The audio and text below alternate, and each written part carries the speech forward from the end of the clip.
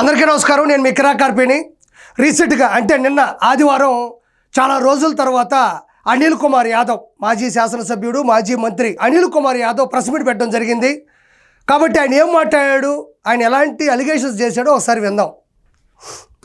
10 నెలల తర్వాత ప్రెస్ మీట్కి రావడం జరిగింది. ఈ గ్యాప్లో చాలామంది అనిల్ ఎట్టపోయాడు, అంతన్నాడు ఇంతన్నాడు అన్నాడు, ఎట్టో పారిపోయాడు అన్నారు. ఇక్కడ అనిల్ కుమార్ యాదవ్ ఏమంటున్నాడంటే 10 నెలల తర్వాత నేను ప్రెస్ మీట్ పెట్టాను అంటున్నాడు. 10 కాదు, జూన్ 4వ తారీఖు కూటమి ప్రభుత్వం గెలిచింది. నిన్న వచ్చి మే 4 అంటే 11 నెలలు కరెక్ట్గా 11 నెలలు పెట్టింది.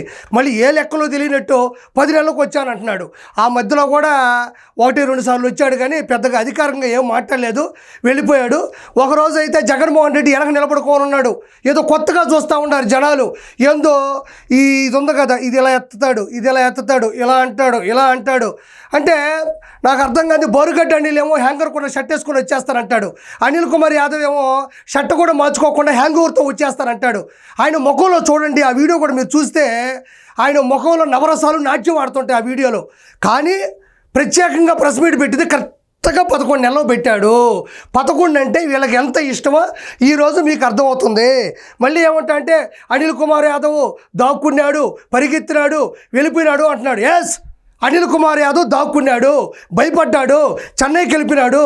ఎందుకంటే సంపాదించినటువంటి 5,000 కోట్ల రూపాయలు ఏవైతే ఉన్నాయో ఒక్కసారిగా ప్రభుత్వం మారేసరికి ఎక్కడ దాడులు జరుగుతాయి, ఎక్కడ పట్టుకెళ్ళిపోతారు, ఎక్కడ ప్రత్యేకమైనటువంటి విచారణ జరుగుతారు భయపడిపోయి ఆ దస్తావేజులు, చెన్నైలో ఉండేటువంటి అపార్ట్మెంట్లు, ఫ్లాట్లు, బంగారాలు, స్థలాలు, పొలాలు, వీటన్నిటికీ సంబంధించినట్టు బినామీలు అన్నిటినీ కూడా సక్రమంగా కొత్త ప్రభుత్వాన్ని రెచ్చగొట్టకుండా ఏదో యాక్టింగ్ చేసి ఇవన్నీ కూడా ఒక చోట పెట్టి 11 నెలల తర్వాత వచ్చాడు.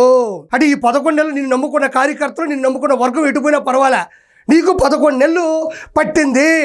నేను ఎందుకు ఈ మాటలు మాట్లాడుతున్నా అంటే ఒకసారి ఈ వీడియో విందాం. అరపర్సెంట్ తొందర ఎందుకన్నా, ఎందుకు తొందర, వెయిట్. మేము ఆ రోజే చెప్పాం, we will complete this project by 2021 December. We are committed to it. ఇక్కడ మనం ఒకటి ఆలోచించాలి. పూర్వం అంటే వాళ్ళ అధికారంలో ఉన్నప్పుడు అనిల్ కుమార్ యాదవ్ విచ్చలవిడిగా మాట్లాడినటువంటి మాటలు, అసెంబ్లీ సాక్షిగా 1% తొందర ఎందుకన్నా, బుల్లెట్ దిగిందా లేదా అన్నాడు. నేను ఇప్పుడు చెప్తున్నా అనిల్ కుమార్ యాదవ్ 1% కాదు, 100% బుల్లెట్ దిగింది. నర్సరావుపేటలో నువ్వు నిలబడితే 100% బుల్లెట్ బారెడు దిగింది. దాని దెబ్బ కోలుకొని కుట్లేసుకొని మళ్ళీ మైకు ముందుకు వచ్చి మైండ్ పెట్టడానికి 11 నెలలు పట్టింది. ఎక్కడ ప్రజలారా, అనిల్ కుమార్ యాదవ్ గురించి కొన్ని విషయాలు చెప్పాలి మీకు. ఎప్పుడైనా ఒక పెద్ద మీటింగ్ పెట్టారనుకోండి, ఒక 5,000 మంది, 10,000 మంది, 20,000 మంది, 30,000 మంది వచ్చారనుకోండి, వాళ్ళు ఎండలో ఉంటారు, వీళ్ళేమో ఒక టెంట్ వేసుకొని కూర్చో ఉంటారు, వెనక 10 మంది నాయకులు వాళ్ళ వర్గం ఉంటారు. వాళ్ళందరూ ఏదైనా ప్రజా సంక్షేమ పథకాల గురించో, ప్రజల మంచి గురించో, లేకపోతే లెక్కల గురించో, అపోజిషన్ పార్టీలో ఉండి చేసే తప్పుల గురించో మాట్లాడతారు. మనోడది కాదు, ఎక్కడికి వెళ్ళినా సరే తొడగొట్టడం, మేసం మెలేయడం, రోషం అనడం, పౌరుషం అనడం, ఆంబోతలాగా రంకెలేయడం తప్ప ఏ రోజు కూడా ఏ మీటింగ్లో కూడా సబ్జెక్టు మాట్లాడడం. వాళ్ళేమో నోరు తీసుకొని వింటూ ఉంటారు. ఏం మాట్లాడతాడు మనోడు, ఏం మంచి గురించి మాట్లాడతారు, చేసిన సంక్షేమ పథకాల గురించి ఏమైనా మాట్లాడతాడని వాళ్ళు వింటూ ఉంటే ఇతను మాత్రం వాటర్ బాటిల్ పెట్టుకొని మాత్రం తొడగొడతాడు, మెసం వెలేస్తాడు, ఆంబోతలా రంకెలేస్తాడు, పౌరుషం అంటాడు, రోషం అంటాడు, నేను అనర్గళంగా మాట్లాడతానంటాడు. అదేవిధంగా నాది ముక్కు సూటితనం అంటాడు. ప్రజలకి ఏం కావాలి, ప్రజలకి ఏం చెప్పాలి, ప్రజలకి ఏమి లేదో తెలుసుకోవాలి తప్ప.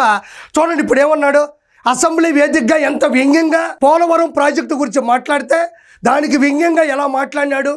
అదేవిధంగా చంద్రబాబు నాయుడు గారు లాంటి ఒక గొప్ప లెజెండరీ పొలిటీషియన్ పట్టుకుని అసెంబ్లీ వేదికగా ఆయన మాట్లాడేటువంటి మాటలు, అదేవిధంగా ఎప్పుడు వచ్చామన్నది కాదు అని పోకిరి సినిమాలో బుల్లెట్ దిగిందా లేదా అని హాస్యాస్పదంగా వ్యాఖ్యలు చేయడం జరిగింది.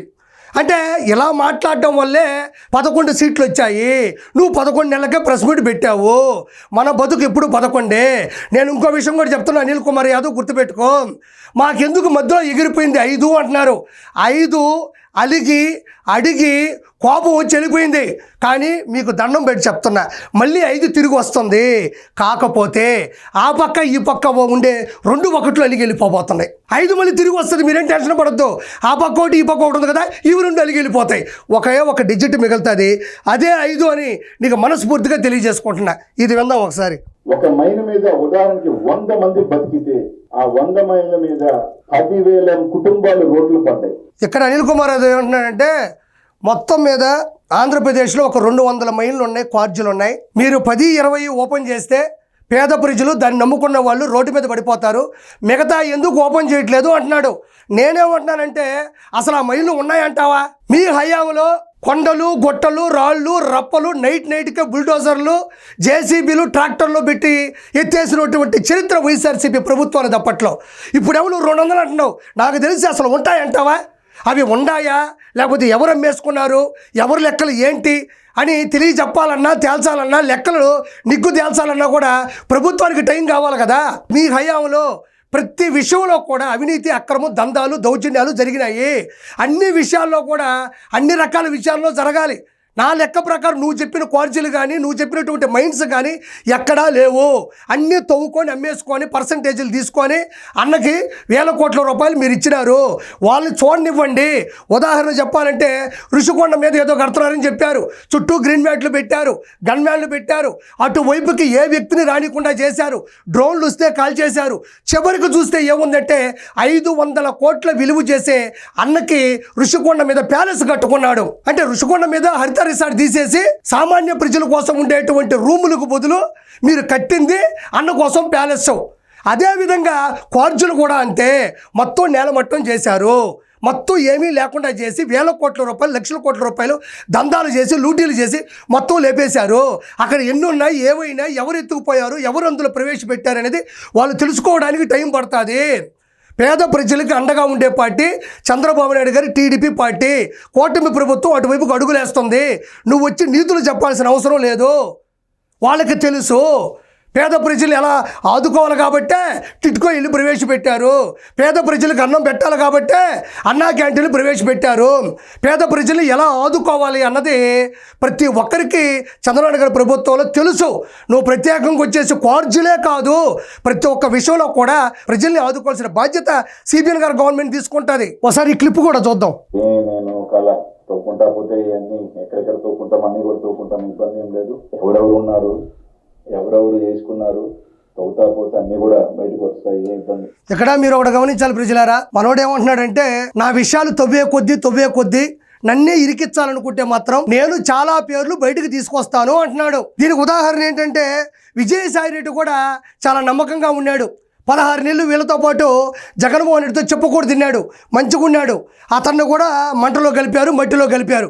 ఆయన బయటకు వచ్చి రీసెంట్గా TV9 కూడా మొత్తం అప్రూవల్గా మారిపోవాలని మొత్తం ఇచ్చేటప్పుడు కూడా జగన్మోహన్ రెడ్డి వార్నింగ్ ఇవ్వడం జరిగింది, చంపేస్తాను భయపెట్టడం కూడా జరిగింది. అంటే విజయసాయి రెడ్డి ఎలా అయితే బయటకు వచ్చి నిజాలు చెప్పేద్దాం అనుకున్నాడో సేమ్ అనిల్ కుమార్ యాదవ్ కూడా నన్ను కానీ ఇరికించాలనుకుంటే నేను జగన్మోహన్ రెడ్డిని కావచ్చు, సజ్జల రామకృష్ణారెడ్డిని కావచ్చు, మిథున్ రెడ్డిని కావచ్చు, ఎవరైతే నా చుట్టుపక్కల ఉండి ఈ దౌర్భాగ్యాన్ని చేపించి, దౌర్జన్యాన్ని చేపించి, ఈ మామూలు వసూలు చేపించి అవన్నీ ఆధారాలు నా దగ్గర ఉన్నాయి కాబట్టి నేను జగన్మోహన్ రెడ్డిని మిగతా మిత్ర బృందాన్ని కూడా నేను ఇరికిస్తానని చెప్పకనే ఇక్కడ చెబుతున్నాడు. అతను డిసైడ్ అయిపోయినాడు, నన్ను గెలకద్దు అంటున్నాడు. మరి ఎవరు గెలకతారా? మరి ఇప్పుడున్న ప్రభుత్వం అతను పట్టుకుంటుందా, లేదంటే మిగతా వాళ్ళే అతని గురించి చెప్తాడా, లేకపోతే ఇతనే చెప్పేసుకుంటాడని నాకైతే పూర్తిగా దాని మీద అవగాహన లేదు. కానీ ఒక విషయం అయితే నిజం, అనిల్ కుమార్ యాదవ్లో ఒక మార్పు అయితే చూశాను. ఎవరైనా బడికి వెళ్తే సంస్కారం వస్తుంది, కానీ అనిల్ కుమార్ యాదవ్ మాత్రం బుల్లెట్ దిగితే సంస్కారం వచ్చింది. ఇంత ముందులో మాట్లాడడంలే, ఇంత ముందులో ఆంబోతులా, రంకిలైట్లా, తొడగొట్టట్లా, మీసాలు మెలియట్లేదు. ఇతర భౌగోళం గురించి ఒక చిన్న ఉదాహరణ చెప్తా. అనిల్ కుమార్ యాదవ్ ఈ నదుల్లో ఉండేటువంటి ఇసుక కదా మనం ఎవరికైనా అమ్ముతాం, ఎవరికైనా ఇస్తాం. కానీ అనిల్ కుమార్ యాదవ్ ఒకసారి ఏం చేశాడంటే ఈ సముద్రాల్లో ఉండి ఇసుకని చెన్నైకి పంపించాడు. వాళ్ళకి ఆ విషయం తెలియక దాంతో కడితే ఇల్లు కూలిపోయిందో లేదా ఇల్లు ఏదో జరిగింది అనుకుంటా. అప్పట్లో పెద్ద అది నడిచింది ఆ రోజుల్లో. సముద్రంలో ఉండే ఇసుకని చెన్నైలో ఎవరో ఉండే అమాయకులు అమ్మేశాడు. అలాంటి వ్యక్తి నీచమైన పనులు చేసినాడు అనిల్ కుమార్ యాదవ్. పోనీ సముద్రం ఇసుక అమ్మాడు అనుకుందాం, ఎట్టో ఆ సముద్రం నీళ్ళు తీసుకొచ్చి ఆ కిలో బాటిల్లోనో ఆక్వాఫినా బాటిల్లోనో పోసి ఆ ట్రైన్లో ఇట్లా చెన్నై నుంచి ట్రైన్లు వెళ్తాయి తిరుపతి నుంచి, ఆ ట్రైన్లో వాళ్ళకి అమ్మేలా ఏముందిలే విజయవాడ దాకా వెళ్ళిన తర్వాత అంటే విజయవాడకి వెళ్ళిన తర్వాత తాగుతారు, అది తాగిన తర్వాత ఉప్పంగా వెనక్కి రారు అని అనుకుని అవి అమ్మాడో లేదో అవి కూడా తెలియదు. మరి అవి కూడా అమ్మాడో లేదో కూడా బయటికి రావాలా. మాకు తప్ప మీరు ఎవరికి ఎక్స్పోర్ట్ చేసేదానికి లేదు. ఎవరు చేసినా మా కంపెనీ ద్వారానే చెయ్యాలి. లేకపోతే మీ మైండ్స్ ఓపెన్ చేయము అనే ఒక ఇక్కడ అనిల్ కుమార్ యాదవ్ ఏమంటున్నాడంటే ఏదో 4 పేపర్లు వేసుకొని వచ్చాడు. వేమిరెడ్డి ప్రభాకర్ రెడ్డి గారు నెల్లూరులో దందా చేస్తున్నాడు, అన్ని మైన్స్ కానీ క్వార్జీలు కానీ అన్నీ నా హయాంలోనే జరగాలి అని చెప్పేసి ఆయన మీద ఒక బురద ప్రచారం చేస్తూ ఉన్నాడు. నేను ఇంతకుముందు కూడా అనిల్ కుమార్ యాదవ్ చాలాసార్లు చెప్పా.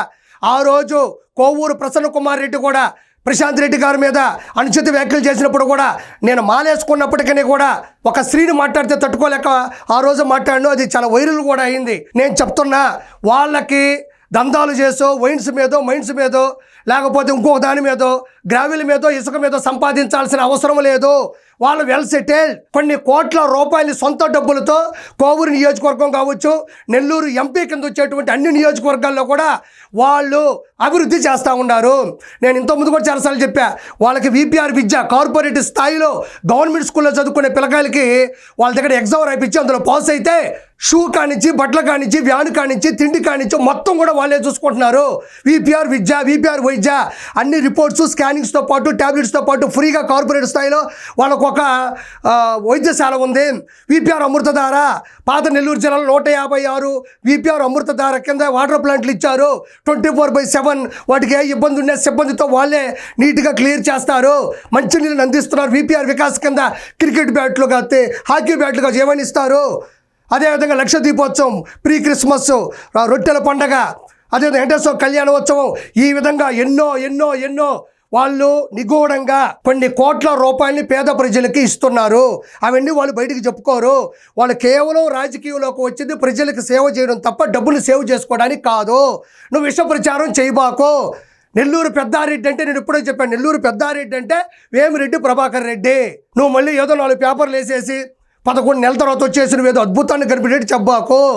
నువ్వు ఎలాంటి అక్రమాలు చేసావు, ఎంత దౌర్జన్యాలు చేసావు. నువ్వు చెన్నైలో, మైసూరులో, మద్దూరులో, బెంగళూరులో, అదేవిధంగా మహారాష్ట్రలో, అదేవిధంగా ఢిల్లీలో ఎలాంటి ఆస్తులు సంపాదించుకున్నావు ప్రత్యేకంగా చెప్పక్కర్లేదు.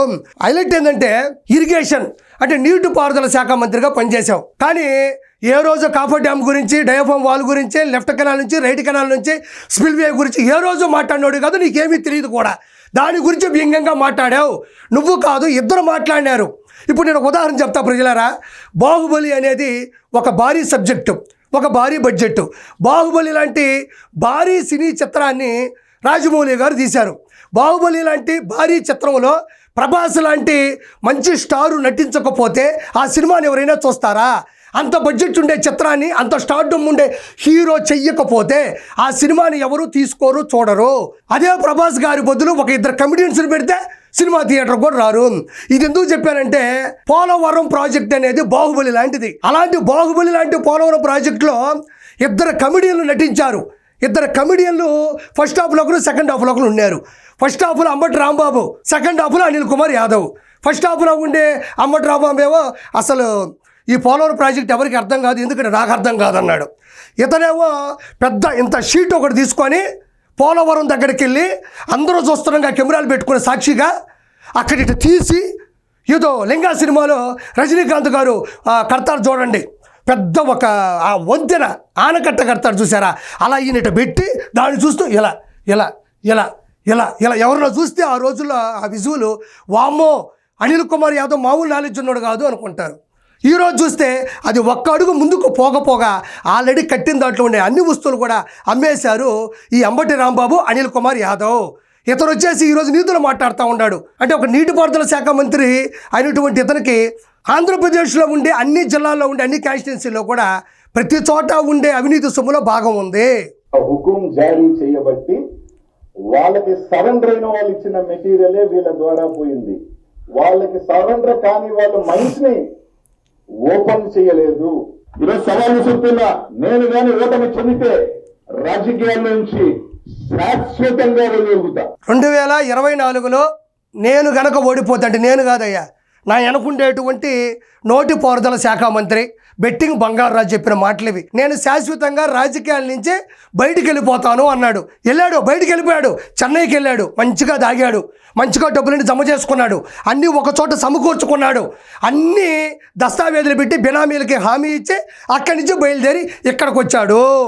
నీకు దమ్ముంటే నువ్వు సవాల్ ఇసిరావు, నేను రాజకీయాల నుంచి వెయ్యి తొలగతాను అని.